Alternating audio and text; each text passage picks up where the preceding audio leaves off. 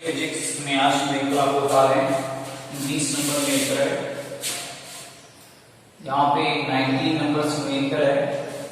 दिया जा रहा है कि एक कण है, इसका रेट 3.4 मीटर पर सेकेंड है।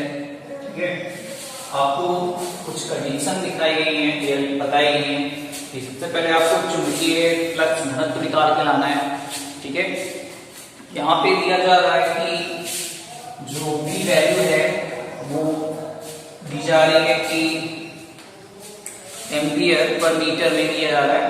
ठीक है, आपको चूंकि चुंबकीय क्षेत्र का मात्रक जो होता है वो न्यूटन पर एम्पियर मीटर होता है ना।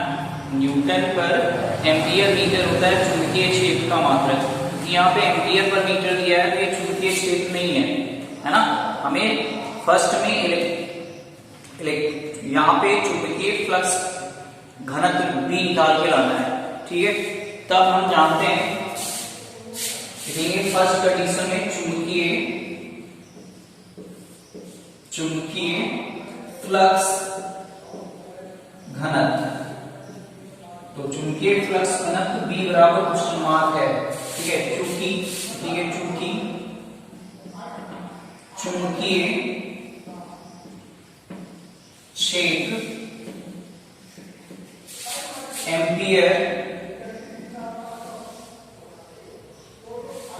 एम्पियर पर मीटर में दिया है इससे न्यूटन पर एम्पियर मीटर में परिवर्तित करना है। ठीक है, परिवर्तित करना है तो क्या करेंगे, B बराबर यहाँ पे दिया जा रहा है 1/4 पाई गुणे 10 की पावर 5, ये दिया जा रहा है ना। 10 की पावर 5 होता है, ये होता है। ठीक है, B इक्वल टू न्यूटन पर एम्पियर मीटर है ना, ये दिया जा रहा है। B बराबर 4 पाई गुणे 10 की पावर 5। ठीक है, अब अगर हमें न्यूटन पर एम्पियर मीटर यहाँ दिया जा रहा है एम्पियर पर मीटर। ठीक है, ये जो होता है ये मात्रक नहीं होता है B का, हमें चाहिए न्यूटन। ठीक है, तो कहीं ना कहीं हम जानते हैं कि म्यू नॉट इक्वल टू होता है, अभी आपने पढ़ा है म्यू नॉट 4 पाई गुणे 10 की पावर -7। ठीक है, -7 ये होता है, ये जो है ये होता है न्यूटन पर एम्पियर या न्यूटन एम्पियर। ठीक है, न्यूटन पर एम्पियर स्क्वायर इनटू मीटर, ये होता है। ठीक है, न्यूटन पर एम्पियर स्क्वायर, ये वैल्यू होती है म्यू नॉट की। ठीक है, तो अगर हम इसका गुणा इसके साथ कर दें तो कहीं ना कहीं वैल्यू जो है वो न्यूटन पर एम्पियर मीटर टाइप की दिखने लगेगी। तो गुणा कर देते हैं, यहाँ पे गुणा करेंगे म्यू नॉट से। ठीक है, या रेजिस्टेंस को 1/4 पाई गुणे, ठीक है, 10 की पावर 5 गुणे म्यू नॉट की वैल्यू 4 पाई गुणे 10 की पावर -7। ठीक है, ये होता है, ये वैल्यूएशन होती है। अब ये हो गया न्यूटन पर एम्पियर मीटर। ठीक है, अब ये मात्रक लिखने लगा है कि ये जो है चुंबकीय क्षेत्र है। सॉल्व कर लेते हैं, तो यहाँ पे 4 पाई से 4 पाई कैंसिल, 10 की पावर -2 यानी आएगा 10 की पावर -2 न्यूटन पर एम्पियर। ठीक है, पर एम्पियर मीटर, ये होता है चुंबकीय फ्लक्स घनत्व या चुंबकीय क्षेत्र। ठीक है, उसके बाद सेकेंड कंडीशन में आपको निकाल के लानी है। सेकेंड कंडीशन ये है कि आपको निकालना है इलेक्ट्रॉन पर लगने वाला बल, इलेक्ट्रॉन पर लगने वाला बल। तो बल बराबर आपने पढ़ा है F बराबर होता है QEB, यही तो पढ़ा है, F बराबर QEB या F बराबर आइडियल पढ़ा है लॉरेंज बल, है ना। तो Q की वैल्यू चूंकि हम जानते हैं कि 3.6 गुणे 10 की पावर -19 होती है।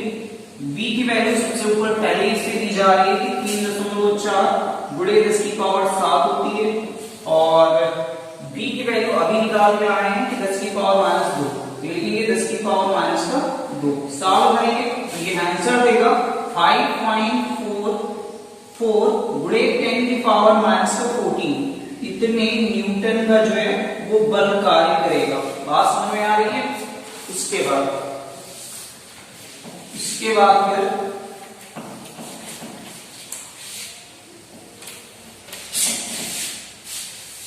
फिर आगे थर्ड नंबर कंडीशन पे आपको निकाल के लाना है। थर्ड नंबर ये है कि चुंबकीय क्षेत्र में इलेक्ट्रॉन के वृत्ताकार पथ की त्रिज्या आर बराबर निकाल के आना है। तो फार्मूला पड़ा है आर होता है mv अपान qv, यही तो पड़ा है ना। तो आर की वैल्यू चूंकि हम जानते हैं, m की वैल्यू इलेक्ट्रॉन की बात चल रही है तो 9 गुणे 10 की पावर माइनस 27 पड़ेगी, 27 नहीं होता है माइनस 31 होता है। और v की वैल्यू 3.4 गुणे 10 की पावर माइनस 10 की पावर प्लस के साथ, ठीक है। और बटे q की वैल्यू 1.6 गुणे 10 की पावर माइनस 19 और v की वैल्यू 10 की पावर माइनस 2। सॉल्व कर लेते हैं इसको। तो इसको सॉल्व करेंगे तो ये आएगा 19.3 गुणे 10 की पावर माइनस 3, या लिख सकते हैं इसको 19.3 mm, यानी 3 mm आएगा। ये त्रिज्या हो गई किसकी? उस इलेक्ट्रॉन की जो उस पथ पे चक्कर काट रहा है, यानी वृत्ताकार पथ पे घूम रहा है, उसकी त्रिज्या निकाल के लाई है कि 19.3 mm की उसकी त्रिज्या है। उसके बाद एक और कंडीशन नहीं बताई गई, तो इस तरह से ये न्यूमेरिकल 19 नंबर जो है वो आसानी से सॉल्व हो जाता है, ठीक है। फिर आता है आपको 22 नंबर न्यूमेरिकल। आपने पूछा था कि 21 या 22 जो भी है, इसमें 21 नंबर न्यूमेरिकल ये कहा जा रहा है कि आपके पास 3 कण दिए जा रहे हैं। पहला कण जो है वो प्रोटॉन है, दूसरा कण आपका ड्यूट्रॉन है और तीसरा कण आपका अल्फा कण है। यानी पहला प्रोटॉन, दूसरा ड्यूट्रॉन और तीसरा अल्फा कण। तो हम लिख सकते हैं फर्स्ट कंडीशन में आपको निकाल के लाना है कि इन तीनों का अनुपात क्या होगा। तो तीनों का अनुपात किए जाते हैं तो लिखते हैं V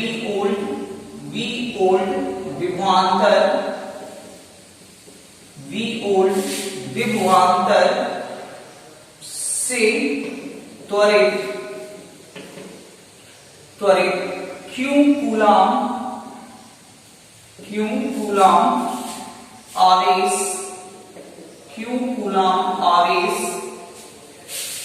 की गतिज ऊर्जा।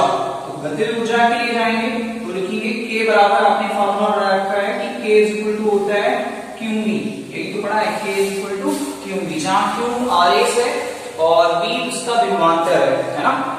तब लिख सकते हैं तब प्रोटॉन, पहले के लिए प्रोटॉन की बात की जा रही है, तो प्रोटॉन की गतिज ऊर्जा तो प्रोटॉन की गतिज ऊर्जा होगी, हम प्रोटॉन को V से लिखते हैं तो KT बराबर हो जाएगा QV, है ना, ठीक है।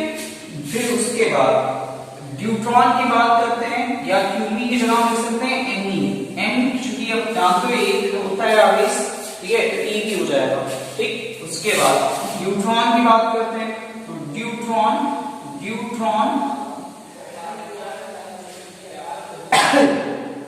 की गतिज ऊर्जा, ठीक है।